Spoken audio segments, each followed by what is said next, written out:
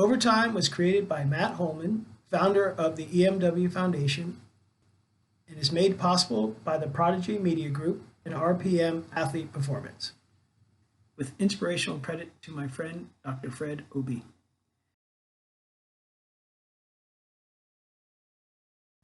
Welcome to Overtime, an open conversation series on racism in the sport of lacrosse. We hope you find this thought-provoking, educational, and it leaves you better prepared as a member of the lacrosse community. Thanks again for joining us, and now for this week's panel. We'll get started. So greetings, everyone. Welcome to Overtime. This week's panelists I'll introduce in just a moment, but we're going to be talking about barriers to entry in the game, among other things. And I'll start with Kevin Kelley. Kevin, if you give a wave. He's the founder of Oakland Lacrosse out of Northern California. Welcome, Kevin, and welcome back, I should say. Then we have Troy Kemp, Executive Director of the National Center for Development of Boys, among his other titles. We have Coach Amy Slade, Head Coach at University of Maryland, Baltimore County. New joining us this week is Mr. CJ Greene, and he is the Head of Consumer Capital Markets for the New York Stock Exchange and founder of lifestyle brand Public Division Clothing. So welcome to the panel, CJ. We have Mike Levin returning from Harlem Lacrosse. He's the CEO of Harlem Lacrosse. And congratulations to Mike and his family. They just had their second child. And I believe some other panelists will be on with us as we move through this hour and a half or so. So welcome, everyone. Hope you're all well. And let's, I'm going to dive right into this. The first kind of, I know we're going to talk about barriers to entry to lacrosse, but I think something that has come up in the last couple of days, at least for me on my radar, which I found puzzling, was thoughts on Black Lives Matter as those three words and how it's perceived publicly, and how some folks are taking it as a human rights issue. That's how I see it. I read into their program, I checked their website, did my studying, but the three words, Black Lives Matter, to me personally shouldn't be an issue. I mean, it's a human rights issue, as someone said on this panel, and I agree. But I just wanted to get your take on it, what you see as how it's perceived for you, or how it's been discussed with you in your circles, however you've approached it in your lives. So it's an open question, so anybody that wants to jump on it.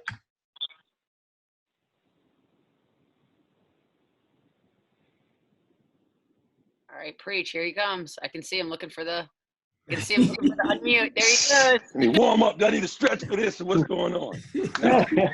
No, but this is just one of those things where honestly, I'm actually doing some consulting work with different companies around the country, and we're talking about some historical points and references, but we're also talking about some trigger points in crossroads. So for example, over here, you have Black Lives Matter, then you have All Lives Matter. I put them on the same screen and we're like, let's talk about it.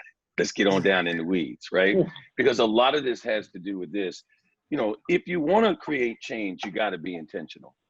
And being intentional means you need to be specific, right? And when you talk about Black Lives Matter, no one would ever say have to say Black Lives Matter if somebody wasn't saying Black Lives don't matter, right? It's that simple. And it doesn't mean that it doesn't mean that other lives don't matter. So when people all of a sudden should say, well, all lives matter, doesn't it? But if you go back through the history, Black lives didn't matter for a long time. Even to the point when you look at some of the most celebrated people in the history of America being able to take 14-year-old girls out of the whatever and do whatever with them and all of a sudden have all these children, I guess that didn't matter too much because nobody would let you do that today. So I guess it's just owning the fact that Black lives did not matter or don't matter to some people. And it makes people defensive about it, right? Because it's like, if I say my life matters, does that mean yours doesn't? No, it doesn't mean that. So it's all about the posture that people take and understanding that you got to be intentional about saying, you know, there's something real specific. How many times do you need to see something on fire before you realize that you need to do something about it? And so for me personally, I understand that people have sort of mixed messages and said Black Lives Matter and then put some other things attached. There are people that maybe serve two, you know, have two agendas. But when it comes to Black Lives Matter, it's pretty straightforward to me. It's just literally calling to attention that Black lives have not mattered. And we need to get serious about this because there are other lives too that have been, you know, people have been disenfranchised and so forth. But folks, all you got to do is go look at the real history and you'll see that there's nothing to talk about. I have a question I wanted to pose to the group because, you know, if you're gay and Black, right?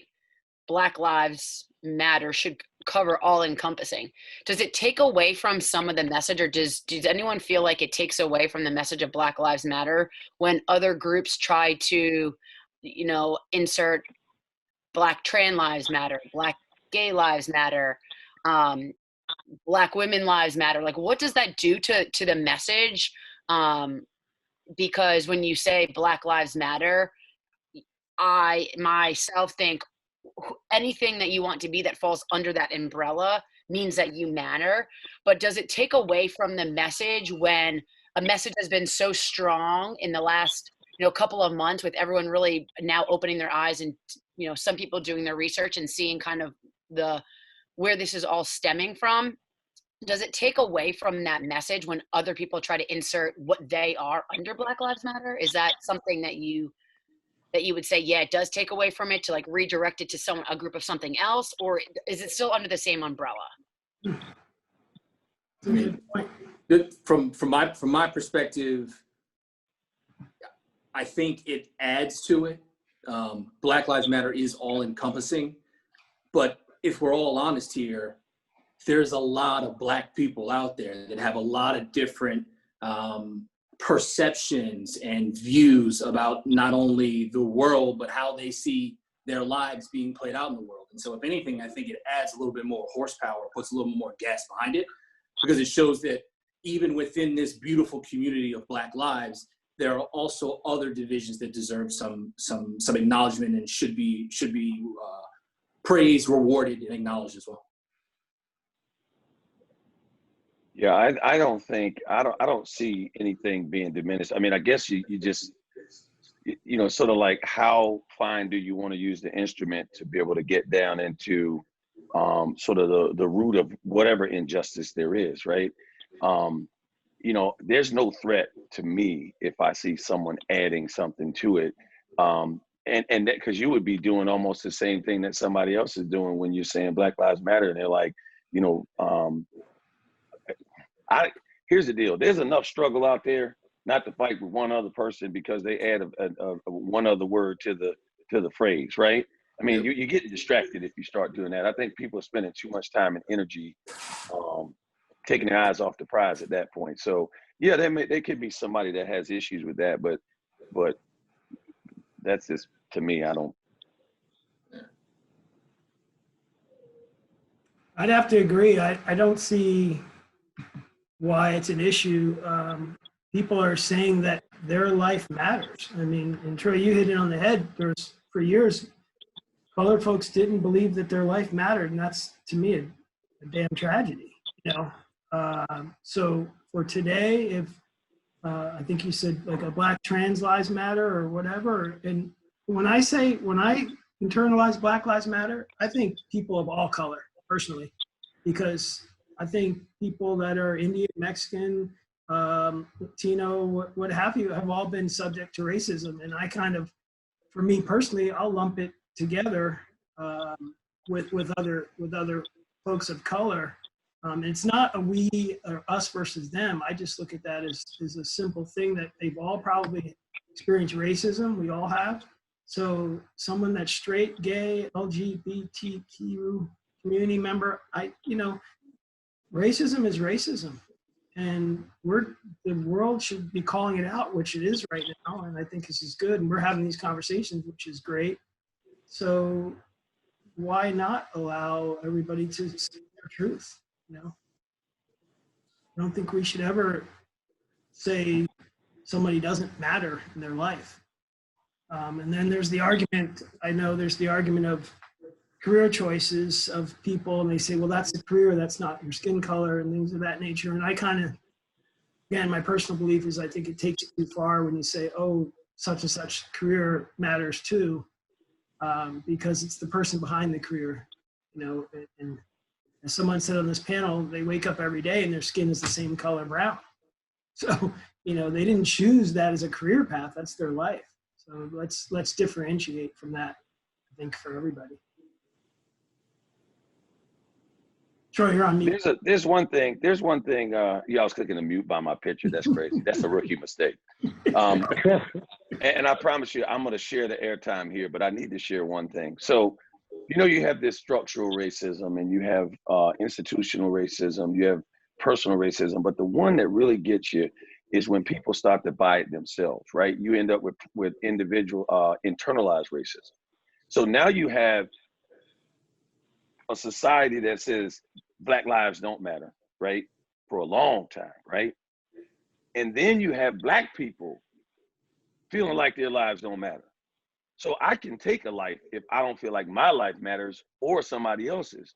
So you start to internalize that you're not good enough, or that this is just the way it is. So on top of having systemic racism that says these are structures that will keep you in the box or keep you out of the box, now you have the internalized piece that makes you think a certain way on top of it. When somebody opens the door, you might not even walk through it because you don't have trust and you don't even have a sense of agency in yourself. So this is an interesting thing. It's like we talk about these youth lacrosse players. I mean, if you bring it back to lacrosse, do they even believe that they can play at the highest level?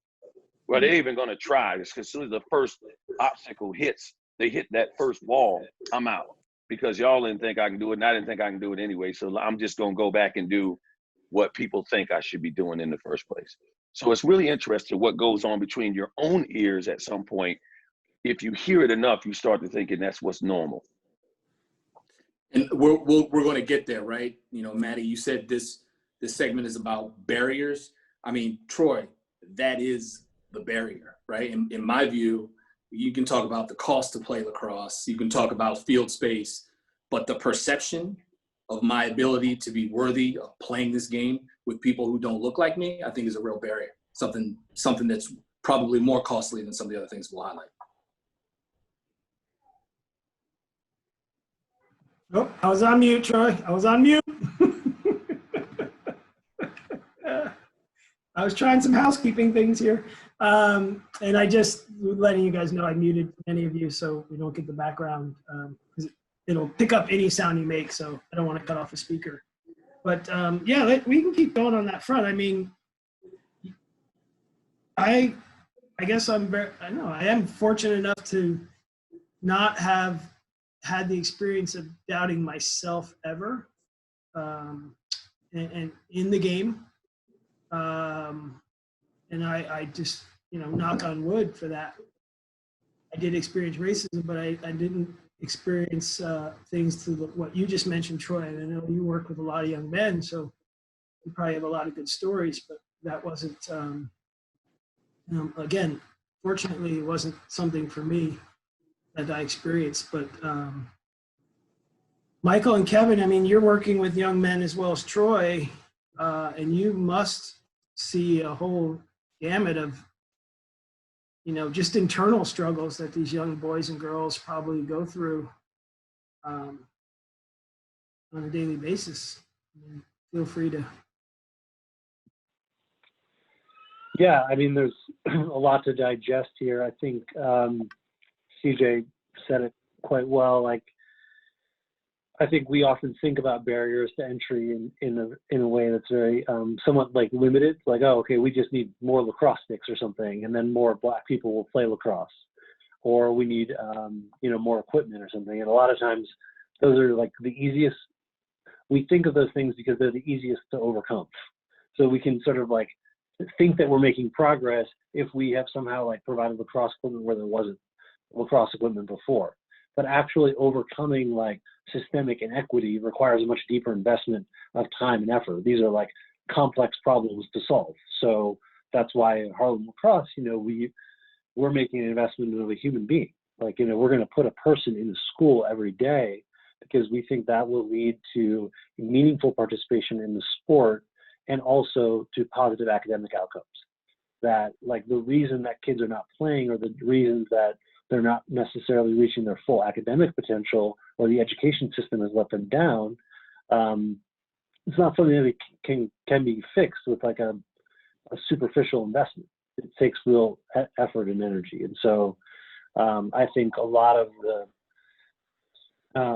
the barriers to entry around lacrosse, like yes, there are some sort of like logistical things, like, you know, kids need a team to play on, and they need equipment, and they need lacrosse balls, and they need a coach, and they need an official, but they also need to feel welcome, and they need to have coaches who are properly trained and managed, like, you know, to understand the challenges that exist in their community, you know, or like Harlem Lacrosse putting a lot of effort into, as we have been for a long time, like adding diversity to our staff, you know, recruiting. We're very proud to have alums that are represented on our staff who are doing a really great job leading us through some of the diversity, equity, and inclusion work that we're doing as an organization.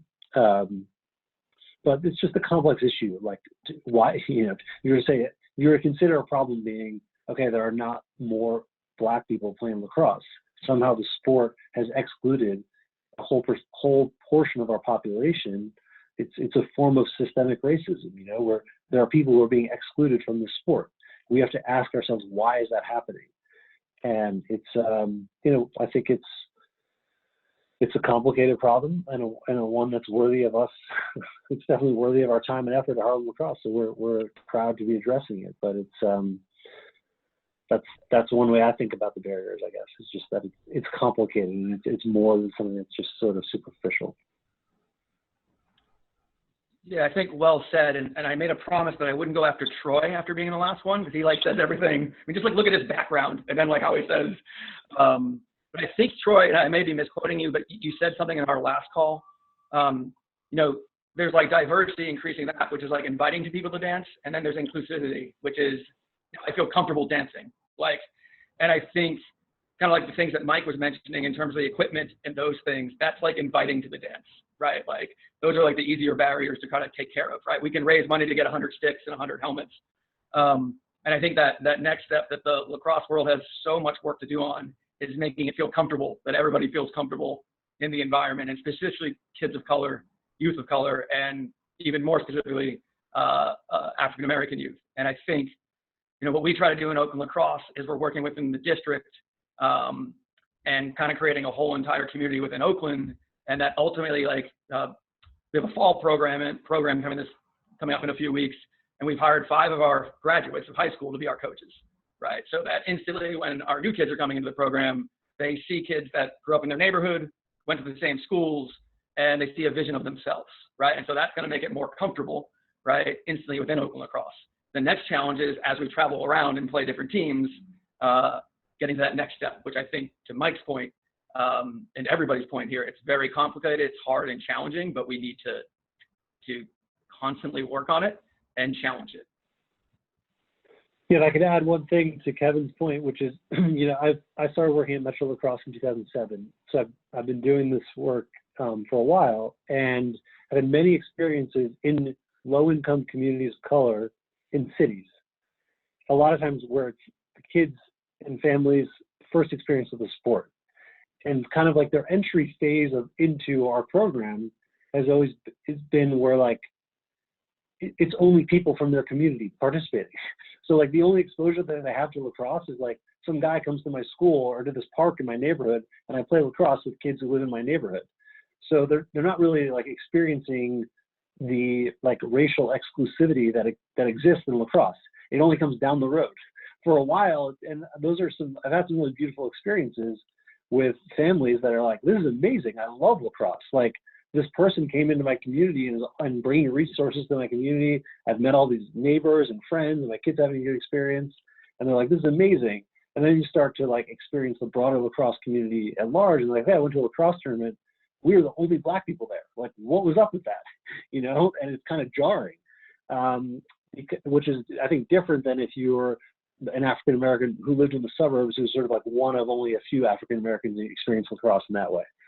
But it highlights what Kevin's saying, is that like there's really like a lot of work to be done as a lacrosse community, and I think we have to think more aggressively about what it means to be anti-racist. I think many people who play lacrosse, including myself, have lived their life for a long time being like, I'm not a racist person. I think I'm doing good work. I think when George Floyd was murdered, I had a conversation with a colleague, and I said, you know, I've been going to sleep every night for the past 10 years thinking I'm doing something good for the world, and it's not enough. Like, I'm just having this like jarring experience. I'm saying like, this type of racism is so unacceptable. Like, I have not been doing enough, and we as an organization have not been doing enough. And I think that's part of the awakening that can happen in the lacrosse world, that lots of people are well-intentioned and been doing good work. You know, I'm very proud of the work that I've done at Harlem Lacrosse, that like for that amount of time.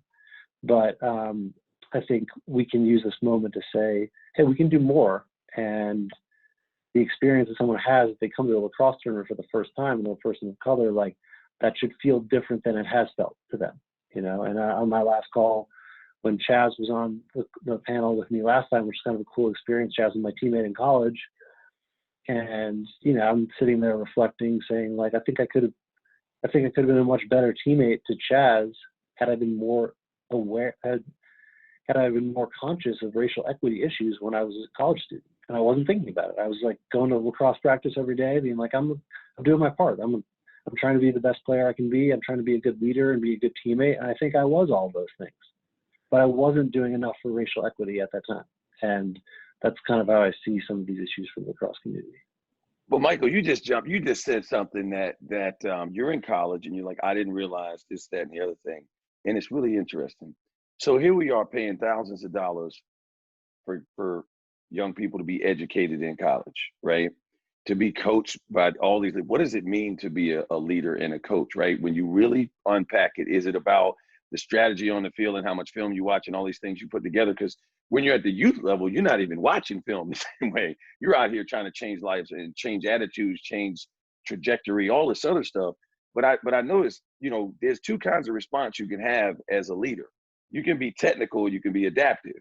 And technical is I get more sticks, I get more of this. Adaptive is cultural. I got to look back at it, root cause, and go, it's in leadership and policy. One thing that Harlem Lacrosse has done is it says, I want to put somebody in the schools, right? Or I want to put somebody in place that's functioning and working with those young people. The challenge is sometimes with youth programs and so forth, they may have, it's just kind of almost anecdotal sometimes. And unless you're somebody that's institutional, like Kevin, you what you guys have been able to do, like you said, community.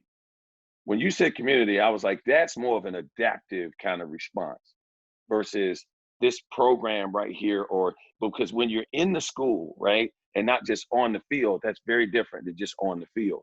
So I think it's almost like, honestly, if you took every college coach in America and really dipped them in till the water was up to their eyeballs and said, all right, do you want this or not? Because, you know, it's the 20-60-40 that we talked about in the other room. There could be a lot of people like, man, we're not even interested in this. We're just trying to win games right now, right?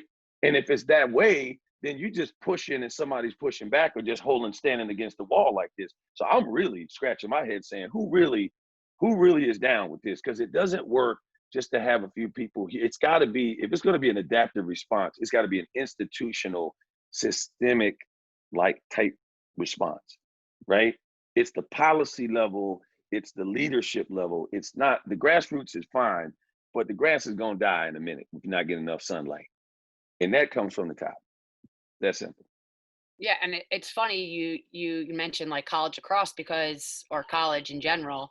You know, these kids pay all this money to take these classes that aren't telling them the truth. You know, it's kind of really what they want to hear. And, you know, I walked away and I had a great experience at the University of Virginia, and I didn't dive into I didn't dive into the academia the way I probably should have. You know, being a lacrosse player, I was like, oh, I'm going to play lacrosse.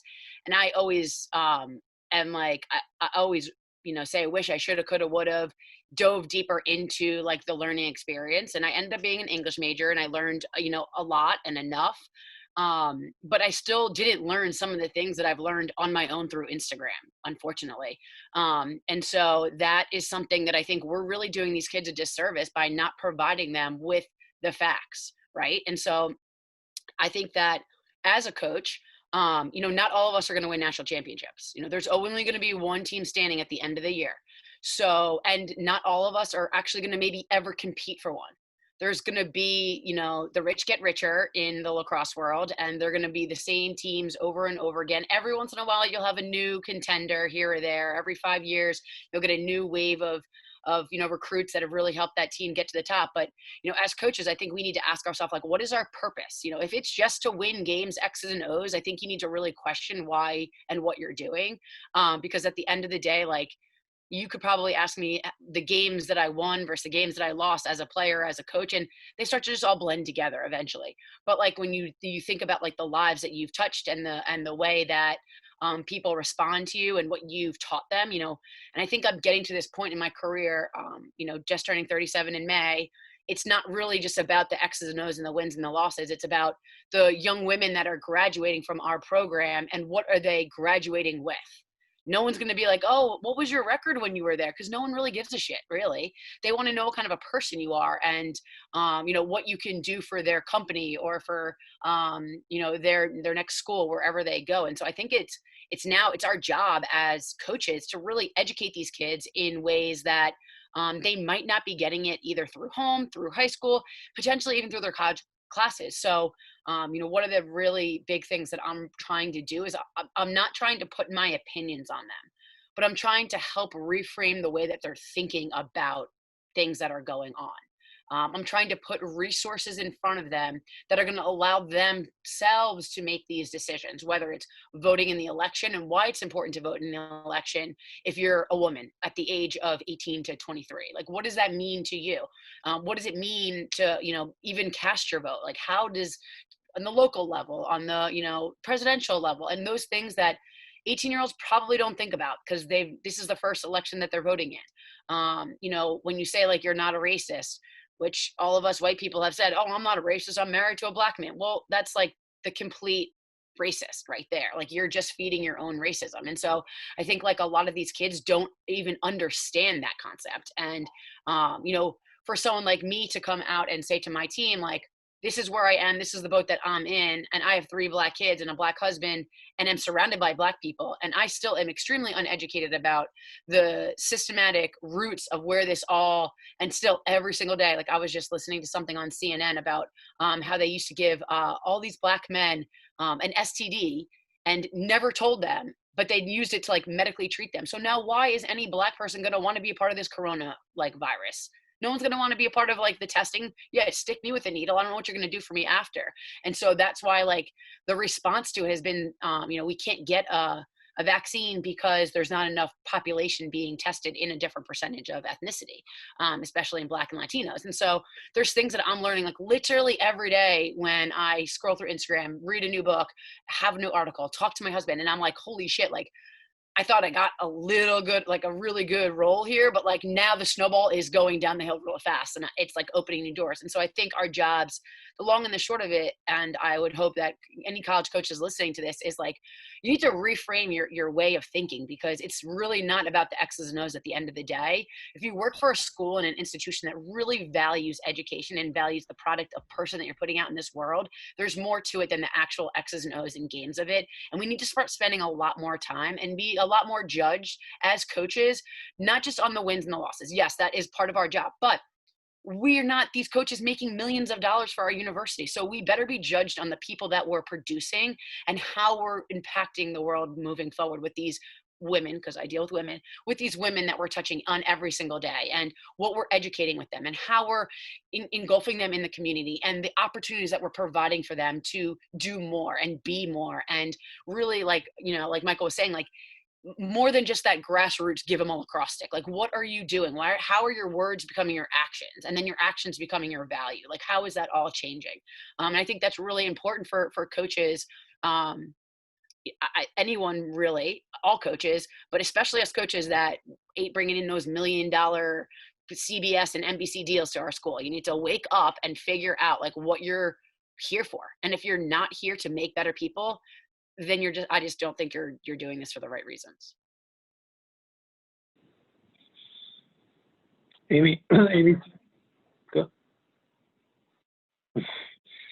said something that reminded me of the last time I was on. I was talking about my experience with Chaz, and I think when you think about systemic racism as a white person, it can be uncomfortable to confront it, because you're really like, there's an underlying truth to that, which is like you've benefited from a system that is unequal, like, and so you're kind of like, well, how do I reckon with that? It's like, if lacrosse was truly more accessible, would I have been able to have all the experiences that I did? Would I have been a Division I player? Would I have been a professional athlete? Like, maybe not. But I think when I was reflecting on my own experience with Chaz, I was like, I met Chaz at a time when I knew very few Black people in my life. Like I grew up in a community that was all white, and I didn't really like embrace. I'm his friend. I was his friend. I still am. But I don't think I embraced getting to learn from him as much as I could have when I was in college. And I think that not viewing it from like a deficit perspective, like this unequal system benefits me, but viewing it from like an opportunity cost perspective, that like my own college experience would have been so much more enriched had I like learned more about Chaz's life experience and gone through it with him a little bit more. If I had like engaged with him socially, like the things that he was interested in on the campus of Brown, the Black community at Brown, like if I had gotten into that more, my own college experience, that's like what college should be about, is like learning from different points of view. And my experience would have been so much more enriched. And now, a bunch of years later, I've met a lot more Black people because of my work. And I can say that my life is much more enriched. So like, I have learned that kind of slowly, that like embracing it does not necessarily mean that, I'm able to confront the fact that there's a system that's unequal that I've benefited from, but trying to correct that system is actually going to help me. It's going to help enrich my life. It's going to create more opportunities for more people who deserve them, but it's also going to enrich my life. It's not going to like take away from some like inert, like some advantage that I have, some like, basic advantage that I have. So. Question for you. And this is just a thought, and I'm trying to be mindful of airtime, but the spirit is moving me right now. That's why I'm standing up right now. Several things.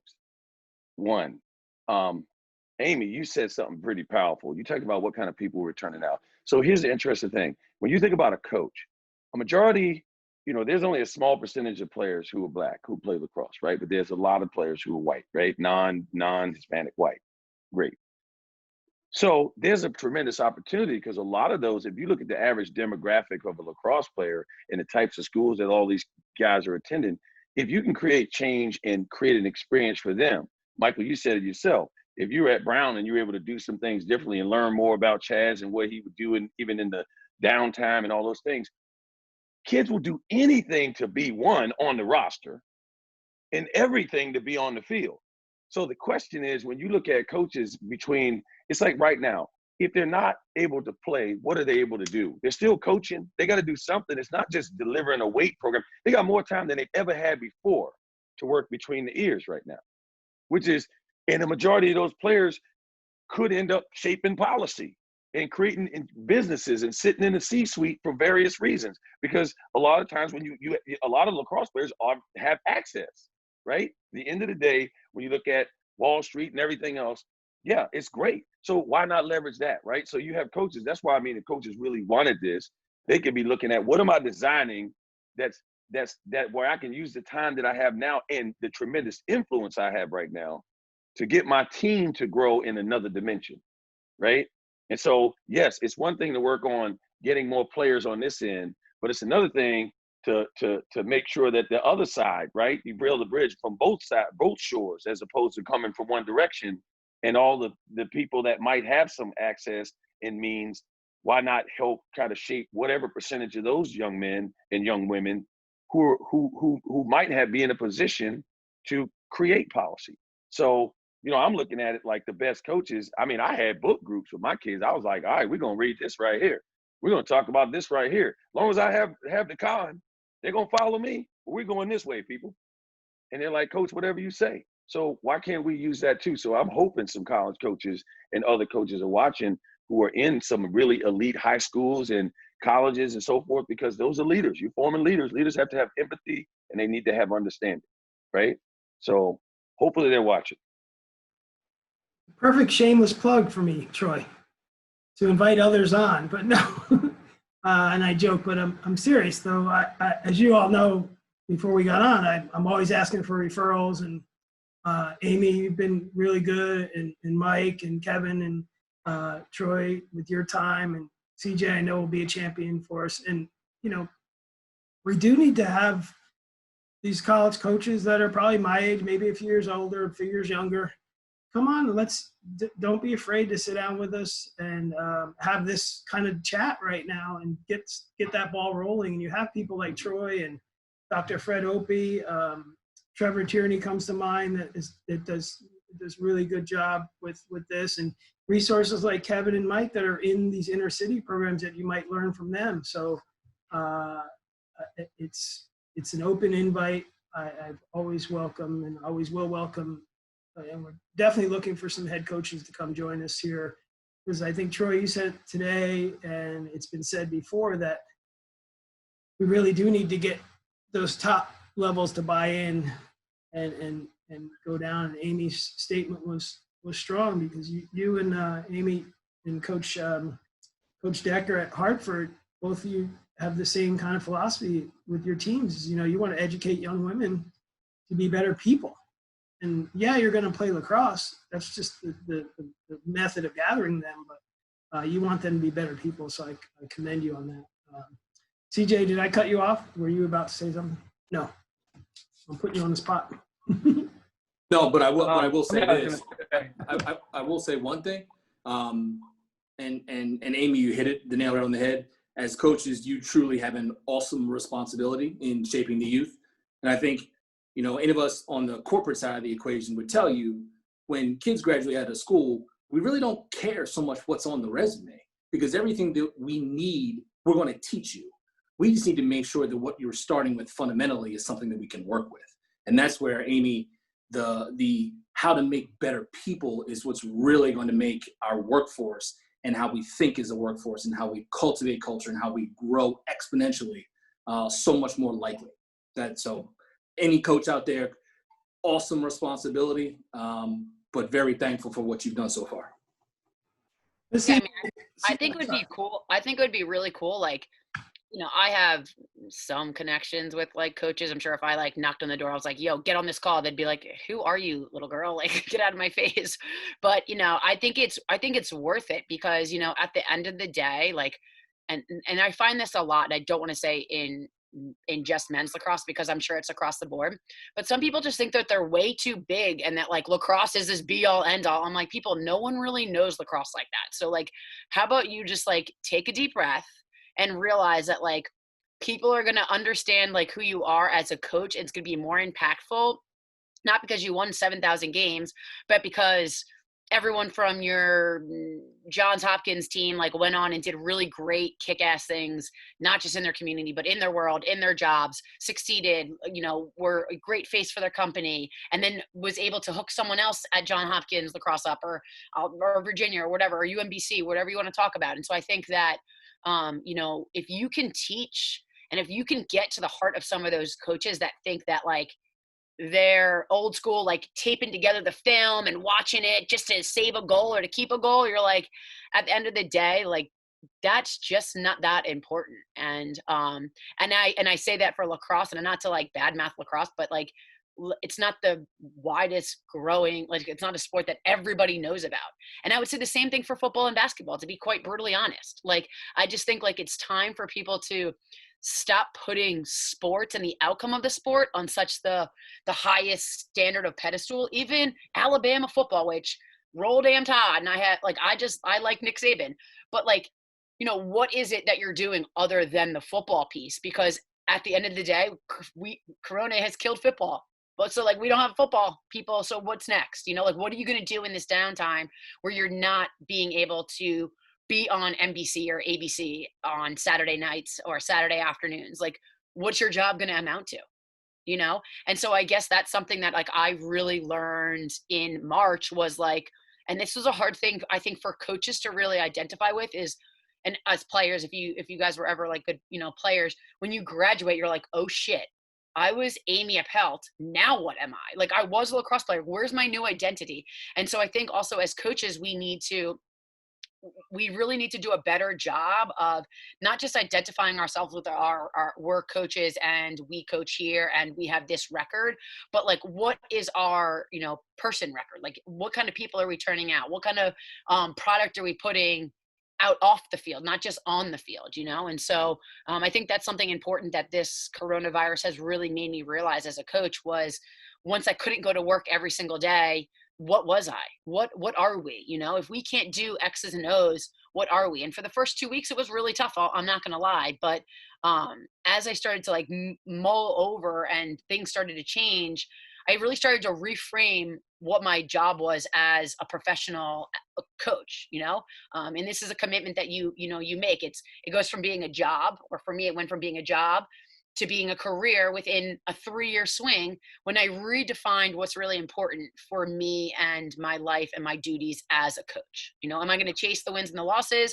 or am I here to do something bigger and better? And so I think if we could get some people that have really big voices in the lacrosse community out there to kind of sit in on some of these uncomfortable conversations, because I guarantee you I can pick like 5 coaches that would be like, wins and losses still really matter. And it's like, you got to really like dissect them and really push them and make them have to think about, oh yeah, shit, what am I going to do if I don't have fall ball? Sit there and watch more film for what? It's not going to change anything in 6 months, you know? So I think that's just something that, I mean, I think we could all do. We all have voices in the lacrosse community. Man, so many good things here. Matt, with college football maybe being canceled, you could open this up to ABC and NBC, right? And so make that step up. But I'm sure they'll put the window. Why not? This would be number. But I think about where Mike and Amy, you've talked about your like evolving as coaches, or Mike, your comparison from Brown to now as leader of Harlem Lacrosse. And as you were saying, it's in your own self-interest. Like, diversity has enriched your life and served your self-interest now. And so I think, as Troy was saying, like, how do we go to the top? I think we need to shift like people act on their self-interest. And so how do we shift like the current model in lacrosse, right, to the whole, you know, that diversity and inclusion is going to help their self-interest, right? And the way that, like, you know, if you're a kid in California, whether you're from Oakland Lacrosse or you're just from a suburb and you have not even a ton of money, but you're doing okay. If you're going to get recruited right now, you've got to fly and stay $10,000 a year, right, to get into even like a higher level Division III school. And that kind of just perpetuates this cycle. As Amy's saying, right, as she's kind of shifted, as less important as the wins and losses and more about the people, right? But, you know, a person sitting there going, my job is dependent on the wins or losses, and they're just going to continue this recruiting cycle and continue the way that they're behaving. So we need to shift that self-interest so that diversity and opportunity aligns with overall goals. I don't have the answer to that, but I have putting that out there. Yeah. Thanks. One thing that has come to mind for me when we think about barriers is, like, especially moving to California, you know, the way that systemic racism exists in the sport of lacrosse, or just like unequal access to the sport, has a lot to do with privatization of youth sports in America. That, you know, unchecked, the free market will make it such that resources are going to flow to places that have wealth, resources in terms of lacrosse opportunities. And in places that don't have traditional lacrosse communities, like upstate New York or Maryland or Long Island or wherever, where you have community-based, like school-sponsored public rec centered sponsors. These are municipal resources that are creating them. But like in California, most of the youth lacrosse is a free market. So that means that there's private enterprise, and there's a lot of good that has come out of that. There's great coaching and great experiences that are available to kids, but it has made it more exclusive for sure than like the way that lacrosse originated. So if we do not address that as a lacrosse community overall, the problems are going to get worse, not better, in terms of access. You know, like the free market left to itself, you'll have great operators that will run great club programs that will create opportunities for those who can pay for them. Those people are white, you know? And so like, if we do nothing, that's what's going to keep is happening. And I think that's, you know, like that's not an easy problem to solve, but that's like, I think it's important to name it. And it's not the fault of the private club operator necessarily, but we should all think about it as our responsibility to have it solve it. The private club operator and any constituent of the lacrosse community overall. Yeah, Mike, I think that's a really important point that you just made. I do want to welcome Jessy Morgan that joined us. A little tardy, but say hello. I'm always late. Sorry. Fun down at the beach. I see you got that beach hair. Yeah. So welcome. Fine. Jessy recently is, and you didn't tell, I forgot the high school, I didn't write down, but newly appointed AD of Garrison Forest. Garrison Forest High School. Woohoo! Congratulations, you're welcome. But back to you. You know, that's, I think, explain just to the audience a little bit more about Harlem Lacrosse and how you've integrated it into the school systems where you're working. If you could give us like a brief kind of overview how that came about, because I think that's truly a unique facet about your program. Not that Kevin's isn't unique, but I think Harlem is doing that in a lot of cities, and it's just curious to me how it came about. Yeah, so the founder of Harlem Lacrosse was a Teach for America Corps member. He was working in a school in Harlem and having a hard time reaching his kids, so he decided to create a lacrosse program. And so from the very beginning, the idea that was sort of like, it was very much linked to the academic experience and to the school was part of kind of the DNA of Harlem Lacrosse. And so when he finished his Corps member experience, he stayed on for an extra year as an employee at the school, but just running this, you know, enhanced lacrosse program where he was doing push-in academic support during the school day, pulling kids out for one-on-one work, being part of behavior intervention, communicating with students, communicating with parents, communicating with teachers, creating this like immersive academic experience that was linked to lacrosse participation. So that's how it started. And that became, I think, really part of our, you know, just sort of like the non-negotiable part of our program model from the very beginning. And so as we expanded, that was always part of it. We're going to new school partners or new cities or new funders and saying, this is how we will grow. We're not going to deviate from this idea, even though we know we can serve more kids by doing it a different way. And there's other beautiful models out there that are amazing. And I think I have so much respect for Kevin, and we collaborate on the summer camp together, which is a lot of fun in years when there's not COVID. But like building a community-based organization is amazing, and we make some trade-offs by not having that, by being so like partnered with the schools, and we see other benefits. But that's kind of how it started, and I do think there's been a great benefit to having that level of focus. You know, we know that like this is exactly what we do. We take a person, we put them into school. This is how they operate, and it's helpful in terms of like how to manage our team and how to recruit people to be good at that. And it's helpful for how to communicate with our donors, so we can tell them this is exactly what we're going to do with your money. This is how we're going to invest it. Is that what you're looking for, sir? Yeah, and then so the person is, lack of a better term, an employee of Harlem Lacrosse that you're putting into such and such elementary school in whatever city it is. So it's not a cost to that school. Is that correct? Okay. Yeah, that's the key. I mean, that's got to be the key right there, because every school is probably saying we don't have money for art, we don't have money for PE, we don't have money for this, and you want us to do that? No way. And all you're looking for is some space, some field space, some basketball court space, and you'll send in the certified person that meets their requirements. Yeah, I mean, I described it recently as like a public-private partnership. You know, this is a privately funded enterprise that takes place in a public school. And I think there could be great value to like expanding that idea more. But, you know, there is an important investment from our school partners, like in terms of the leadership of the school. Like they're making an investment. They're not only creating space for our staff members to operate, but they're integrating into their own team. And they're allowing us to like manage the time of our kids.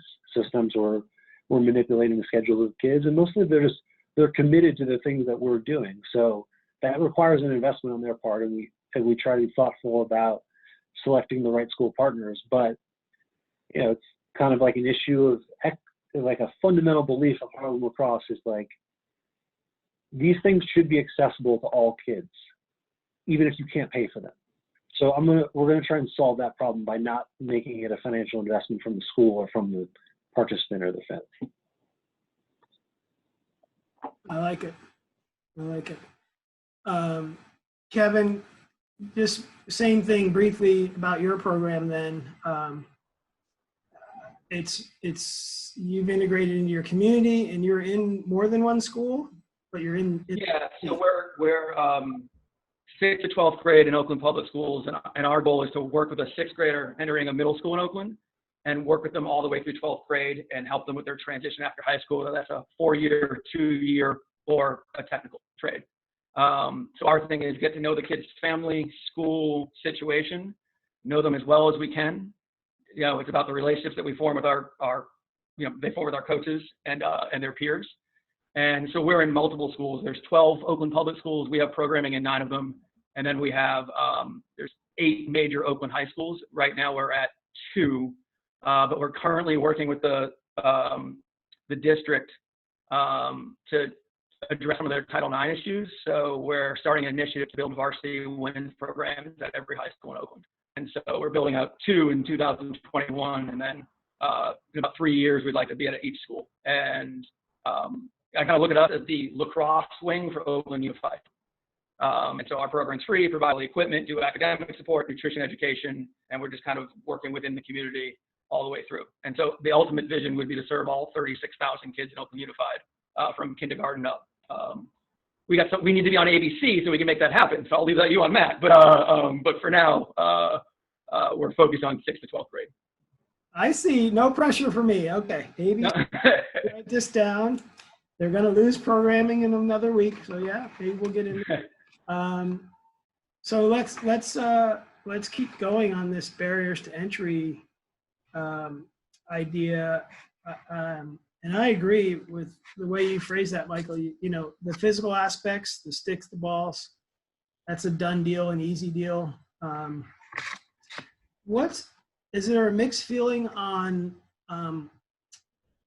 1 or 2 day clinics in areas of need? And this is for everybody. You know, the message I receive from these calls is this is an ongoing effort. It's going to take time, especially when it comes to spreading the game to the youth level. Do the specific 1 day or 2 day clinics help beyond just saying, here's lacrosse, you had fun for a few hours, possibly you get a stick and a t-shirt, or do we want to see more longer term things where it's a clinic, but yet it's recruiting coaches and really saying over the next couple weekends, let's teach you how to institute this program. You know, what are the pros and cons of each? And I'm just going to let you guys take on. Jessy, should I put you on the spot right now? Look at her eyes. I'll let Troy go first then. Troy. No. So I've had to kind of dig in and fight that fight when I first started trying to move the needle with lacrosse in the state of Tennessee. And what I learned is you can do so much more if you influence the influencer, right? Train the trainer. Because, you know, in anything, you can come in and do this spectacular clinic, camp, whatever you want to call it. But the shelf life is as long as, like, once the dust settles, it can slow down. You have to have people who have respect in the community participating in it. And you know, it's interesting. I just thought about this. I was like, what if there was a incentive to have, say, like, once I got the football coaches aligned, I was good to go where I was, because I knew how kids value football, even the ones who didn't play football. As long as they had respect from the football coaches, then they were more in line to, in the South. I mean, that's just how it is, right? So that made a huge difference. And then I did the same thing with some of the officials, because I knew we were going to have officials and so forth. So once I got the opinion leaders, so I was basically identified opinion leaders, really try to school them up on what this game does long term. Because remember, a lot of kids, they look at long-term investment. If I'm going to do this right now, what is it going to mean later? And if they don't see, they see football, I might get to play in the NFL, even though the chances are like this, but still you're saying there's a chance, right? And the same thing with basketball. They don't know how tall they're going to be. When it comes to lacrosse, they just don't see the monetary side. They could potentially see the academic side, but what if they're not doing that well in school right now? They're like, well, I'm not going to an Ivy League school, so cross that off the list, right? So getting those opinion leaders, because the adults can see the big picture a lot better than the young ones. It's an and, not an or thing. But if you don't get them, you can't create something that's sustainable. Unless you plant somebody in, you move somebody in like a Harlem Lacrosse model where you actually have to physically bring someone that's going to stay there. But the one and done's just, they won't sustain themselves. Yeah, and just to go piggyback off that, like the football and the basketball, like how many kids that actually play football or basketball make it to the NFL or the NBA? I'm sure that number is so minimal. So I think there really has to be a teaching component of, it's not just like teaching the game of lacrosse, but teaching what lacrosse can provide to you.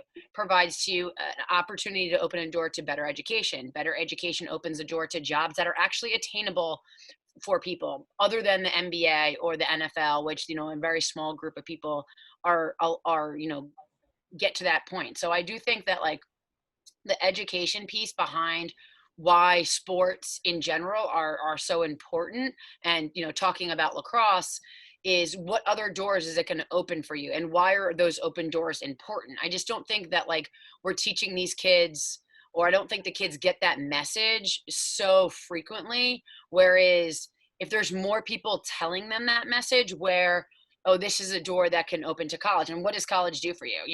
If I'm not doing well in school, well, college could teach you other things that you could be, good at. It could get you to figure out that you like,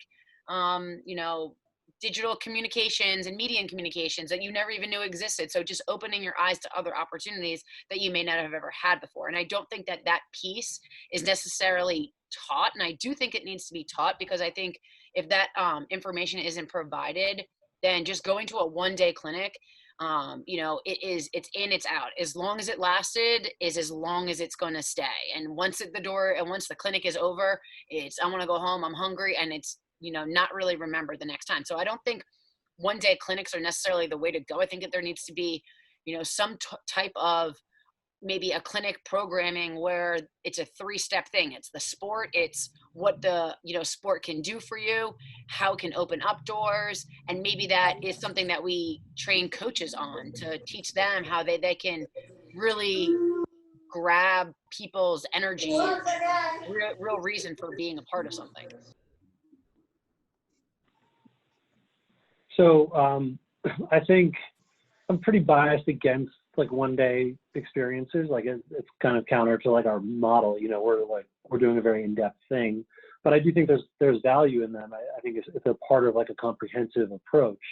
I certainly had great like one-day clinic experiences as a child that like really like enhanced my experience as a young lacrosse player, and I even learned things about what kind of young man I wanted to be through some of those clinics. And I also had great coaches who were there every day, who probably helped me a lot more than that. But a lot of times, since George Floyd's murder, we've had a great outpouring of support of people who are like, I'm reckoning with, like, I have having this awakening about racism, and I want to become more anti-racist in my life. And I think one way I can do that is through Harlem Lacrosse. And that happened before George Floyd too. Lots of people that's the only way our work is possible. There's a lot of people pitching in to help. But a lot of times it requires, I think, a little more creativity or depth of thinking to come up with something that really like is going to be meaningful. Like the easiest thing to think of is, I'm a coach, I want to do a clinic. and there's the exact corollary to corporate philanthropy and corporate volunteerism as well. So we try hard to create like meaningful corporate volunteer experiences that have depth to them. They extend for a long period of time. We're trying to move away from, so if a corporation calls me and says, hey, we want a volunteer experience for like 100 employees on this particular day for this time, I'll say, we're probably not the right fit for you.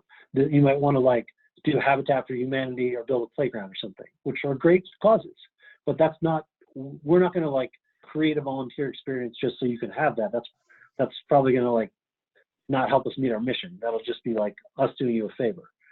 But if you're interested in kind of like this extended mentoring program, this is a module that we have. You can have people that participate. We think it'll be a meaningful volunteer experience for your employees. It also has real programmatic value to us. So we kind of want to point you in that direction. But it required a little work on our part to create that. We had to like, in a little bit of creativity. And I think the same is true about like a one-day clinic. It's like, if a college program reached out to us and be like, we want to do a clinic, that might be perfect, but if we think a little bit harder, we might be able to come up with something that's even better. And we've had some really strong extended collegiate partnerships with colleges and club programs and town programs that are just a little bit more. So I want to push everybody in the lacrosse community to one-day clinics can definitely be part of the solution or part of the approach. But I think everybody should just think about what more it could be and could it have a little more depth. I look at the one-day clinics kind of like your fun uncle or fun aunt, and that if they're done in intentionality, like with another program, and like the fun uncle and fun aunt come in and put an awesome one-day clinic, and then they're right back into a structure like Oakland Lacrosse or Harlem Lacrosse, then they're great. Because like brings energy up. You can make a big day out of it for a program. That's how I kind of utilize one-day clinics, and it's like, all right, and then the kid comes back and goes, did you know that coach said I should use my left hand? And you've been saying it for like 3 months, but then, that coach came in and said it, and because it's your fun uncle or a different energy. And I think when connected with programs, or Troy, like you said, connected to a football coach, and it starts to like embed into the community, then they can be effective. And would echo Mike's points too, of like when people are reaching out to Harlem Lacrosse or Oakland Lacrosse, there's a lot of work that has to go on our end too. Like if we want to create something, so how can we create something more sustainable that benefits our players? So.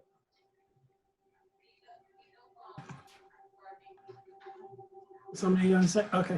I appreciate that. And there's definitely a distinction between, and I should have probably made this clear, but I like your point, Kevin, because a clinic for an ongoing program intertwined with that program seems to be doable. And like you said, the fun uncle concept, and Michael, I think you were addressing it from the point I was coming from, is like, if it's just a clinic to start the program off, that's probably not going to be, there needs to be something there more and more of a sustaining type of program. So I appreciate the feedback on that. Amy, are you good on time, or do you need to speak up? Yeah, I'm going to jump off. I can hear 3 kids screaming in the background, so I got out a little bit. No, but I guess my closing statement would just really be, I think we really have to challenge, like we all said, the higher ups to really provide a different level of what's important to the coaches that are, either, and I'm super fortunate, right? Like I am at a school where diversity is a huge priority.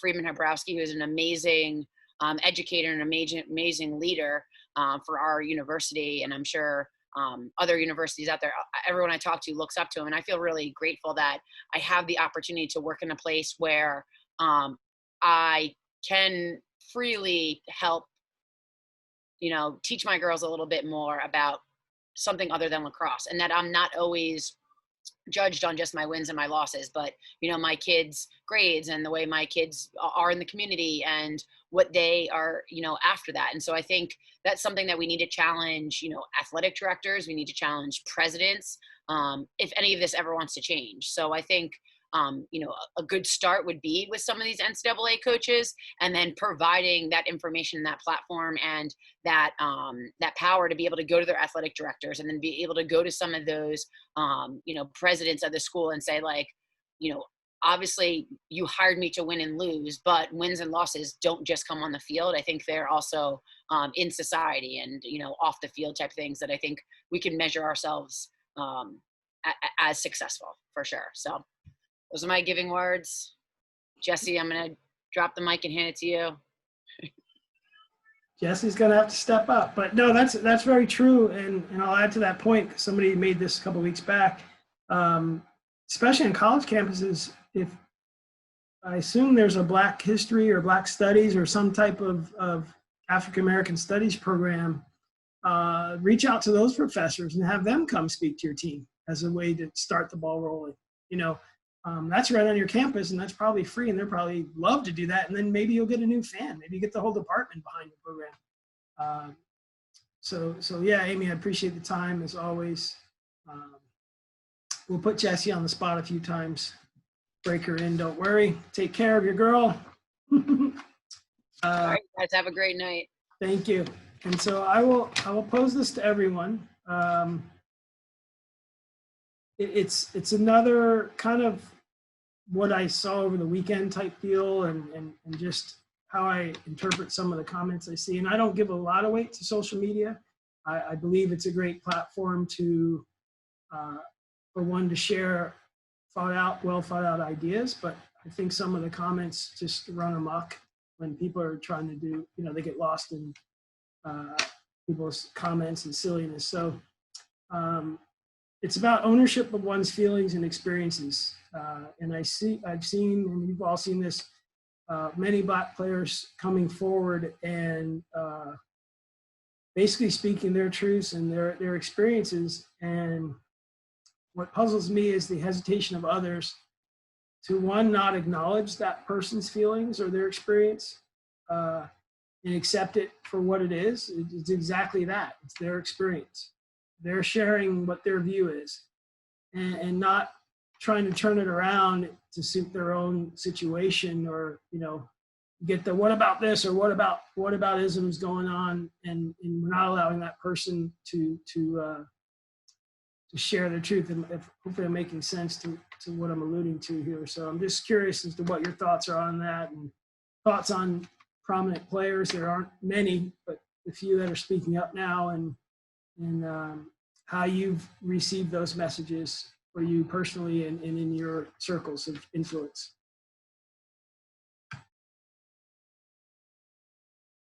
All right, I'm just gonna, Jessy, you're up. Beach girl. Fine.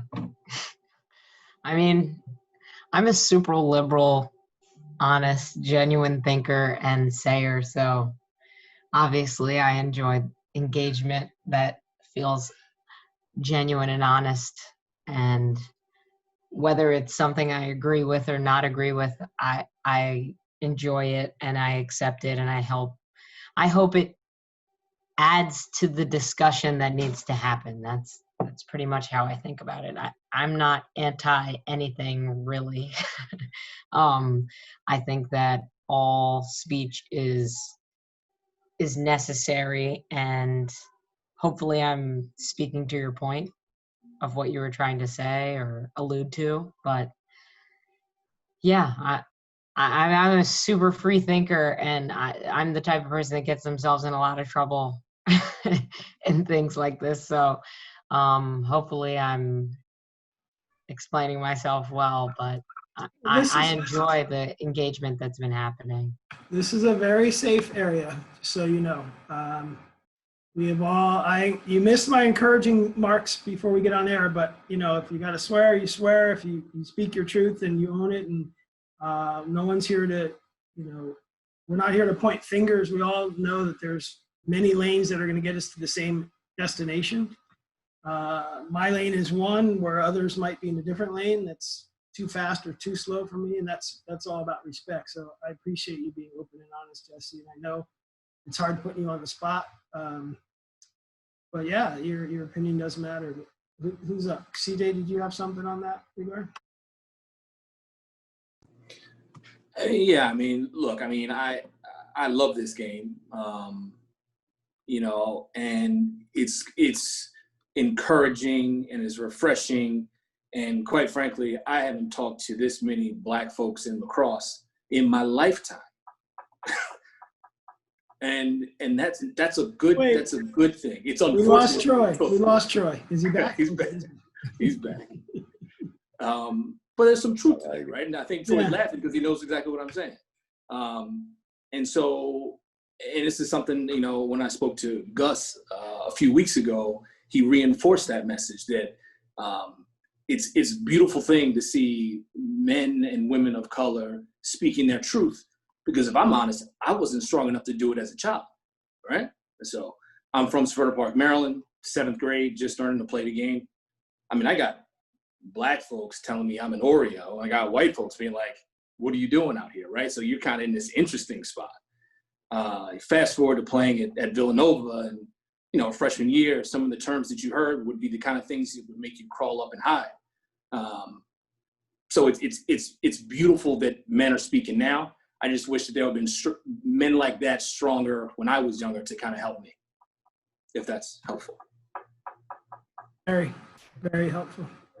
Troy? It's all, I think it's all about permission, right? I mean, you know, it's like, you know, I remember when I was real young and my grandma died, and, you know, it was an open casket. So I'm walking up there and I'm trying to be strong. And I'm trying to say, I ain't going to cry. And I looked over and saw my uncle crying. And my uncle was the manliest man that I knew. And when he started crying, I just fell out. And I was just a mess on the floor. And so I felt like, man, you know, I wanted to cry the whole time, but I was just trying to hold it. Like, what am I supposed to do? Like, you're marginalizing yourself because you're not speaking your truth. You're not sharing. I mean, even as a football player, when I was up at Colgate, you know, I had Black folks saying, y'all sold out because you're over there hanging out with this. And then I had white people saying this. And it was like, where we are. And I was just fortunate that I grew up with enough value in myself that I knew that I'm good. It's going to be fine. But when people are starting to speak their truth, it just gives folks permission who, you know, how long can you hold your breath? How long can you do it? Because it's a cost. There is a cost, right? There's a tax, there's a cost. And so there are a lot of people, unfortunately, who worn themselves out internally trying to protect the people on the outside. And I'm like, no. So I'm really excited that people are speaking their truth. You know, for me, unfortunately, other than that kind of situation, when it was more peer-to-peer, I was more the exception than the rule, the way people treated me. So I didn't have as much of the, you know, the racism when I lived in Florida, people throwing stuff out the window at us when we were walking down the side of the road. Yeah, got that. But institutionally, from a school standpoint, they were like, you know, I was like the marshmallow in the Lucky Charms, man. This guy's going to make it. You know, and pick out that guy. And it was unfortunate because they left a lot of my peers behind. And so I'm just glad people are speaking their truth because it's giving other people permission who've been holding their breath for a long time. That's simple. There's been some really important learning happening at Harlem Lacrosse along these lines that I'm very grateful for. That we actually just wrapped up a bunch of programming designed for students who are going to boarding school or college for the first time around navigating white spaces. And it was led a lot by some of our alumni who had been through who've been through those things. And it was designed and then led by alumni in addition to our staff. But in the prep leading up to it, I'm hearing some experiences that kids have had, you know, in some of these places. And CJ, I think you said it make you want to crawl, you know, it made my skin crawl for sure. And I was just like, I was so disappointed in some ways because I was like, you know, we should have never put a kid in a position where like they didn't feel comfortable going to someone. You know, Harlem Lacrosse should have been their one outlet where if you're on campus, especially at an independent school or a college, and you're a scholarship student, you know, and the power dynamics that exist there are just like they're off balance. So if something happens that you're not comfortable with, you're going to be more likely not to speak up. But you need to speak up in that situation. You need to have someone that you can go to. And at Harlem Lacrosse, like we have some levers of power, you know, if I'm aware of injustice, I can speak up and say it. And I can even direct resources to try to address it, you know, and we have a certain voice and we have a relationship with other important institutions like the schools themselves. So, you know, we're really trying to like embrace that, what you're describing, Matt, like people like speaking their truth and saying, hey, like in order for us to be the best organization that we can be, we need you to feel comfortable saying that to us. And, you know, I've heard, it's heartbreaking to hear of situations where a kid was in a certain situation and you're like, I think I could have done something to help, you know, and I should have been thinking more proactively. I should have been thinking ahead. I shouldn't have been waiting for a kid to say, hey, this is a really bad situation. I should have anticipated it before it happened and made sure that it didn't, or made sure there are resources. But that's kind of, I think it's good that what's happening, like Jesse's saying, like, you know, we try to be free thinkers. I think any new ideas that are coming to the forefront are helping us be better. That's like, you know, I guess I'm a progressive in that sense. So like, you know, we need to learn more, and it's the responsibility of those with power to address systemic racism, not the responsibilities of those who have been victimized by it. But there's like an important learning that needs to happen, and you know, it's happening at Harlem Lacrosse. We're trying to be better. But I'm personally, I'm very grateful for people who are sharing their experiences. It's definitely helping me be better at my job personally, and I think it's good for the sport overall.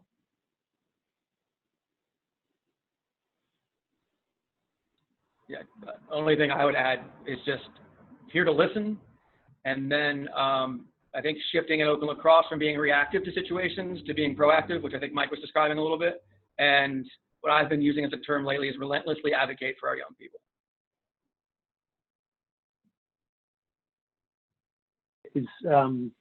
First of all, I've been moved to tears many times in my job in the last like months, many more than I have in the previous 10 years. But one of the times was when I reached out to Kevin, and I said, I was talking to him about just like the nature of the work lately has been pretty intense, and he was just like, I forget exactly what he said to me, but he said something like, I hope your kids and families can find the space to heal from the things they're experiencing, and it's like, it's our job to fight for them. And it just really it really had a big impact. I'm really grateful for Kevin for saying that. But one of the other things that has happened with people sharing their stories, it's really underscored the importance to like change the leadership structure in an organization, and like to make sure those voices are part of it. That's how we're not going to be reactive. That's how we can be proactive. You know, it's very difficult for me to anticipate what the challenges are going to be for a Black student who's going to an all-white school or predominantly white school for the first time. I've not had that life experience.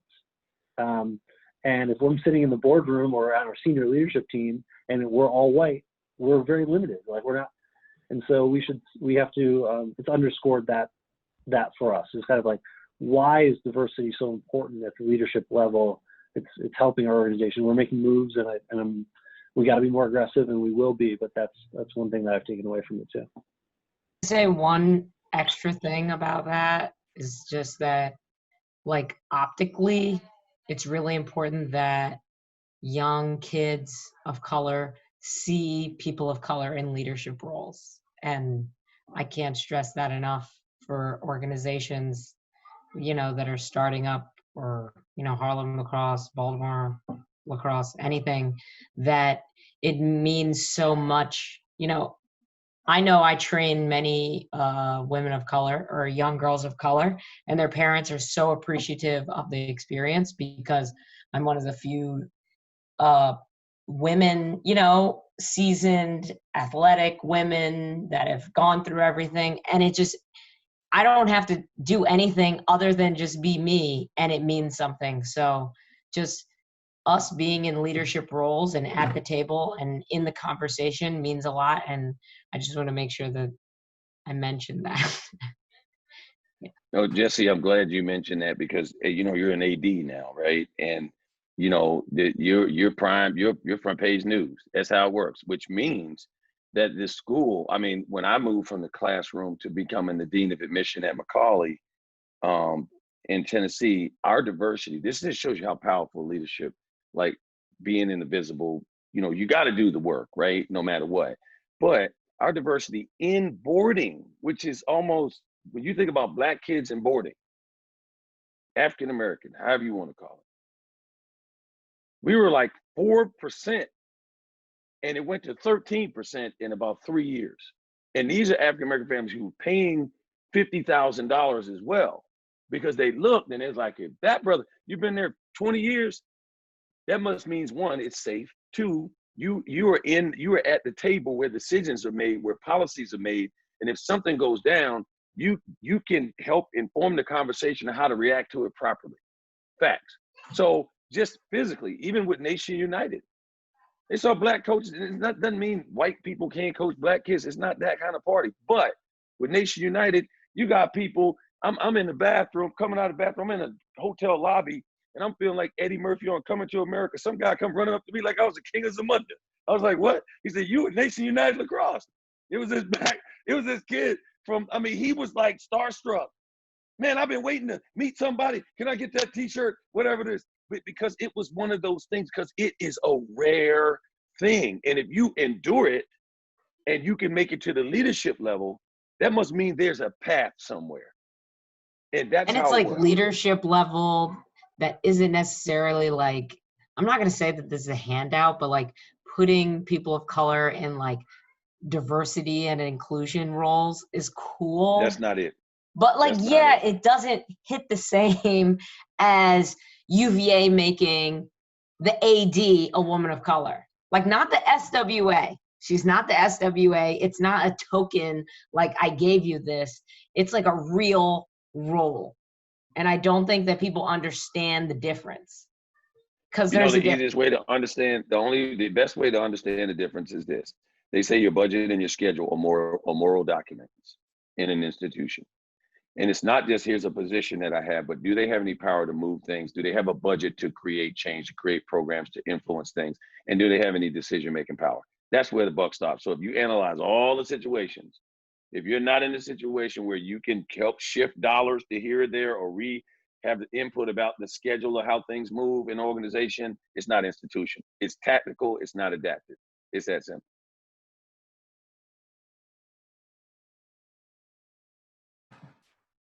Go ahead, Jessy. So I want you to share your plan for the new high school. Oh God. Well, what's your experience been so far? We don't have to, put you on the spot that much, but Who let me be an AD during my first year as an AD during COVID? I don't know who signed me up for this. yeah, you pretty much have all the challenges right in front of you day one. Oh, it's really a doozy. It's your fault they're not playing, and it's your fault they're not doing. You can't please anybody, nobody, but which is a part of leadership. I understand that. I'm used to that. I'm not here to please everybody, but I do want the kids to have an athletic experience, and I want them to be safe. Like as soon as one kid, let's just say one kid falls ill, obviously it changes everything, the dynamic of everything. Now who's to blame? And this is a horrible idea. And, so you can't, this is why they pay me the big bucks. They must be paying you a lot, because I've been saying that to many of friends about schools and opening and sports. And I'm like, yeah, the same parents that are bugging you to get out on the field or the court are going to be the same parents that are like, I'm suing you. The school's not paying for our medical bills, which we should all. Some people refuse to wear masks. Like, every it's we insurance policy refuse to wear masks, but we're going to play field hockey. Every insurance policy does not cover COVID medical expenses. So yeah. And people, I don't think many people are aware of that, but I'm in the insurance industry, and I know a few people that are much higher up than me. They write policies, their company writes policies for NCAA conferences and institutions. And last year when we had the conversation in April, he was the one I called early on, it was actually March, and he said, everything's going to be done. I said, what do you mean? He goes, we're getting cancellations left and right. Every one of these schools is going to announce they're done with their sports, because they weren't going to carry the insurance. Obviously, they don't want to pay the big premiums if they're not having these sports. And he's someone that I've been speaking to this fall, and same thing. He's like, football's just not happening. And then the schools you see that are doing it, they're asking players to sign a waiver that basically says, but it's an extra waiver that says, we're not covering you if you get sick, which they weren't going to anyway, because that's not considered an accident playing the game. It's a pandemic. You knew about it. So insurance-wise, insurers are not, there's no policy you can get for COVID insurance. So I feel you, Jessy. That's a ripe situation. If anyone has any ideas, just I shoot them I on really don't. over. Follow your government's guidelines of your scientific community in your area. Did Maryland announce that it's having scholastic sports for the fall? We have postponed until October. Wow. Okay. Yeah, everybody's trying to wait till October to kind of see what evolves. You know, it's everybody has like a 2 week, like 2 to 3 week windows, and they reset like a lightning, like a thunderstorm, right? We're gonna reset for a little while.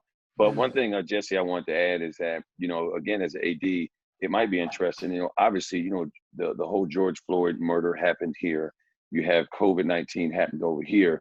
But the question is, again, what opportunities do you have? Like, I've been trying to work with the Nation United guys. They're like, well, before they start playing tournaments, which they played, right? What could you do if you didn't play one tournament? Well, how could we enhance our platform so that people can see you, right? What are the things that you can do on your own, the wall, all this other stuff? But I also talk about the mental side of playing, right? So the question is, how can the athletic department, for example, look at how to strengthen these kids? Because remember, they're going back to school, they're online, and they're all over the place right here.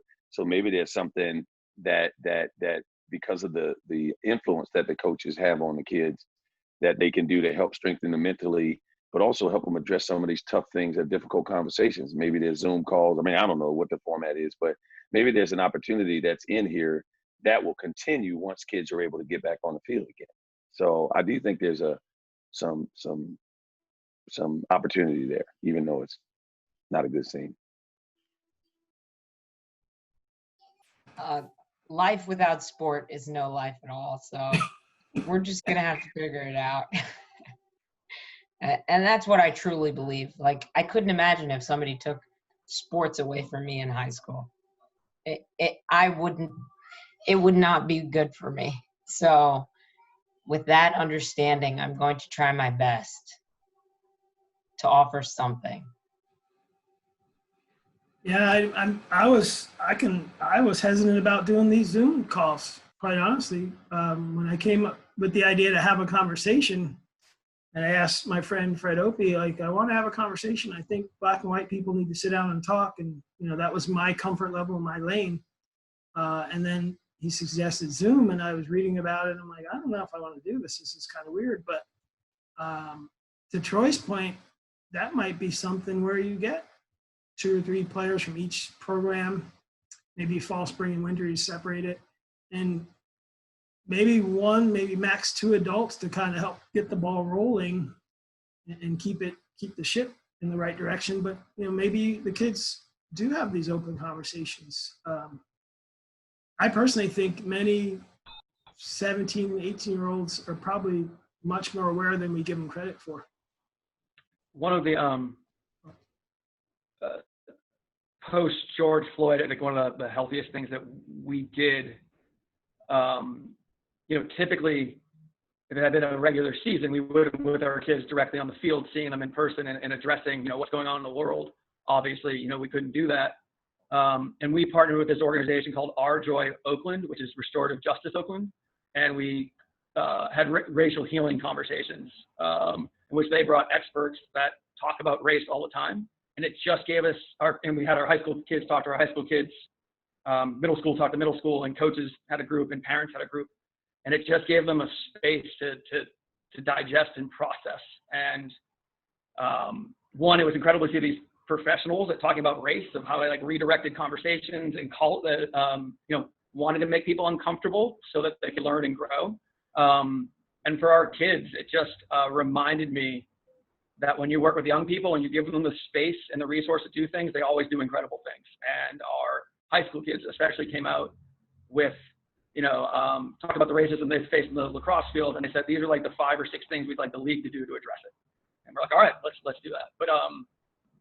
But again, this the space for conversation, and that organization helped us a lot.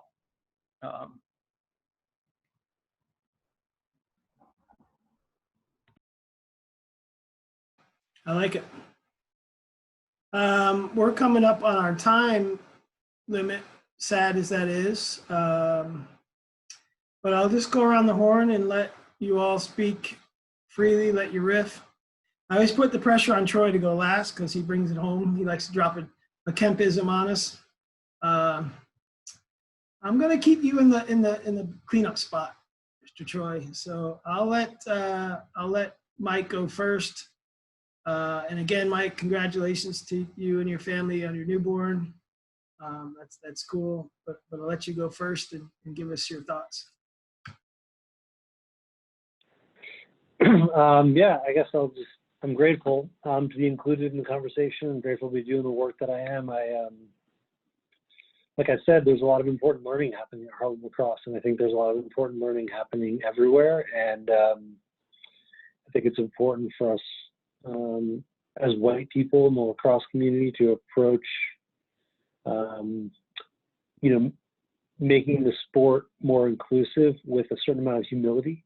And so I'm just like grateful for any opportunity to be a part of a conversation like this. I always walk away with some really important things, and I hope that I can bring that back to my organization, and we can be, part of a movement that helps make the sport more inclusive, and I hope helps make the world a more equitable and just one.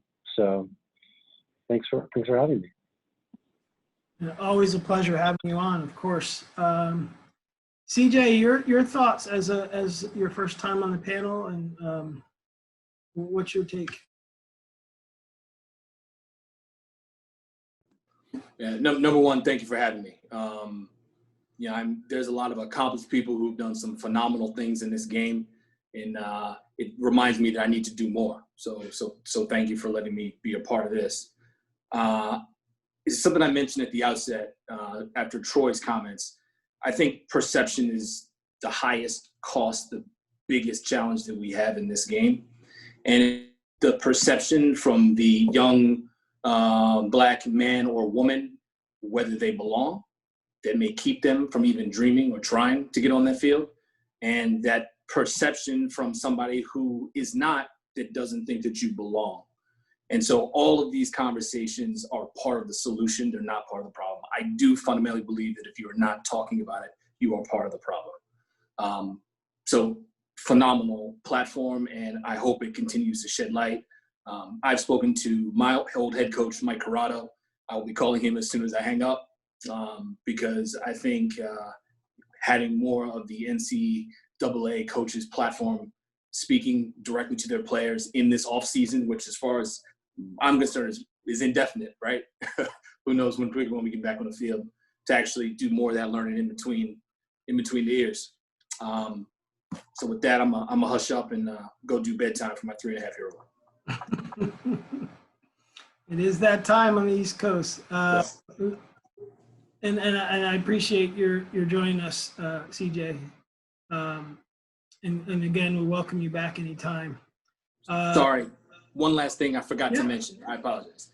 The link between lacrosse and education couldn't be more important than it is right now. I can't remember the commercial, but what was it when they were saying most of us going to be going pro in something other than sports? I mean, we like to highlight that young Black men can dream of football and can dream of basketball. What's the average career for an NFL running back? Like 3 years or something like that? 3.5 years. It doesn't talk about the fact that these young men can get hurt, but going into taking the approach which is much more diversified, which is much more sustainable, where you're using this, I think it's going to provide more longevity and more upside. So you have more people of color in prominent positions to help continue to lift the tide. So now I'm done. No, education is key. That's usually something that comes up every show here. Jessy, I know it was a short stint, but you're going to be back on again. Short and sweet. Short and sweet. I didn't call you short. Just sweet. Just sweet. But share your insights or what's been on your mind. And again, you cannot get in trouble on this call, so don't you worry about that. I'm not getting myself in trouble today. You can't. It's Not with this group. Never. I think I'm fortunate to have a platform. I have dedicated my career to helping women advance in sport and to give women of color the same opportunities that I saw within the sport of lacrosse. And I will say that until my last breath. So that's where I am all day, every day, 365, 24/7. Except for today, you were on the beach and you mishandled our. About that. I'm gonna call you out on that publicly now. See, if I shame you this time, I know next time. I can't be shamed from the beach. I can't be shamed from the beach. Me neither. As you can see, I like my mind's always there. Yeah. But no, it's a pleasure having you on, and definitely we'll have you back. And there's a lot of experience that we can tap into with you. So this I know.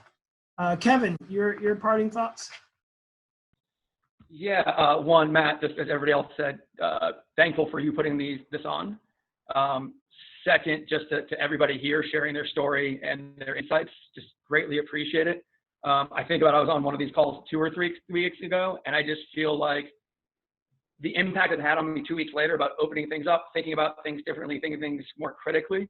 And I know that the same impact will happen here, which just makes me a better individual. And then more importantly, helps me serve my community a lot better. So I just appreciate the space and thank you. Well, I'm appreciative of all of you. And I'm so appreciative of you that I'm going to leave you with Mr. Troy Kemp's last thoughts. If he can get mute. Michael didn't go yet. Michael didn't go yet. Mike, you didn't go? No, I went first. Yeah, he was first. I'd be happy to share more thoughts first. if you're interested. I'm circling back, man. I'm losing. No, you know, my wife was talking to me in the background, man. I'm just multitasking. Tell her we said hello, first of all. She's downstairs now. It's got noisy in here. I had to mute, man, all kinds of stuff, man. I was doing it. So it's interesting. First of all, thank all of you. Thanks for inviting me, but thank all y'all for being on here.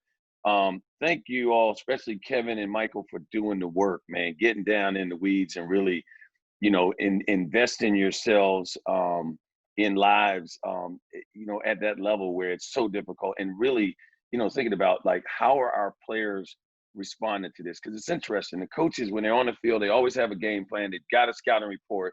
They got all the documents. Everything's on schedule. But then now, because of COVID, you got a different kind of schedule. And the question is, are you putting the same kind of energy that you put in to try to beat Team X as to be anti-racist, for example? Would you put the same kind of effort in, the research that you did, all the hours that you watched film and all that stuff? Can you put a little bit of that in and come up with a strategy the same kind of way? I was fortunate to have like a number of NCAA coaches from some of these programs that probably should be on this show reach out to me during this time and says, listen, our players are going through some stuff and I want them to know that I'm supportive of them. Now, first of all, you got to have some black players on your team before you can have that comment. You know, I think all players are going through some stuff, but particularly because he has some black players on his team. And he's like, Coach, I just want to make sure I'm doing things right and not, you know, I said, he made a comment, for example, about the 4th of July. He's like, happy 4th of July. And then he saw some post about the 4th of July seen from a different perspective, right? Frederick Douglass said, here's the 4th of July from my perspective. And he was like, wait a minute, I hope I didn't say anything wrong by saying something about the 4th of July. So he reached out to me. He said, what should I do? I said, just call him and tell him how you feel, man. You sounded good talking to me. And he said, that's it? I said, yeah, just be honest with him that, you know what? I just want to make sure we good, man. I care about you, man. And you're saying something, but I didn't realize, and now I know something different. So the point is, he took time. And he called me back. He's like, Coach, man, you're a genius. I ain't no genius. I'm just a human being. But what would any human do? So, you know, I'm glad we're here having this conversation, but I do really think that these boxes need to be filled with some of the people who are shaping the opinions and getting not just the monetary, but getting the shine and representing and carrying the flag for NCAA lacrosse and otherwise to be on this call, because they may be thinking something, but here's what I challenge them to do is be courageous. Because, right, courageous means controlling your fear so you can do the work that needs to be done. That's what courage is. Control your fear so you can do the work that needs to be done. So I know it takes that, but you know what? They're courageous to step out on the field for a national championship or whatever. They're telling their team to be courageous, to have no fear. So you got to practice what you preach at this moment, right? There's a lot of time and space and opportunity to build people from the inside out. And I hope that coaches will join this conversation. And if they're not joining this conversation, they're having it with their teams to try to help build build champions from the inside out, not just win championships. So I'll leave it with that. Beautiful. Really is beautiful. And all of you, again, I keep thanking you, but that's the only thing I can do is thank you, and keep doing the work you're doing. Keep sharing stories, keep sending me referrals and things that are sharing with our community that we're building here. And yeah, and I'll say to any coach that's hesitant, this is not a forum where we're looking to, what do you call it, have a gotcha moment or something. You can come, and I've had people that have listened for 90 minutes and said, one sentence, but they got a lot out of it. There's nothing wrong with that. So I do definitely encourage you, as everyone here has, to join the conversation. We welcome your involvement. The OT at emwf.org is the email address. You can shoot me a note, and I'll get you in. We do a weekly Zoom session, and then they air on Wednesday night. So everybody watching, thank you. To all our panelists, thank you, and have a good evening. And we'll talk to you next week. So that's it. Pose a question to the panel by emailing us at ot@emwf.org. We'd love to hear from you.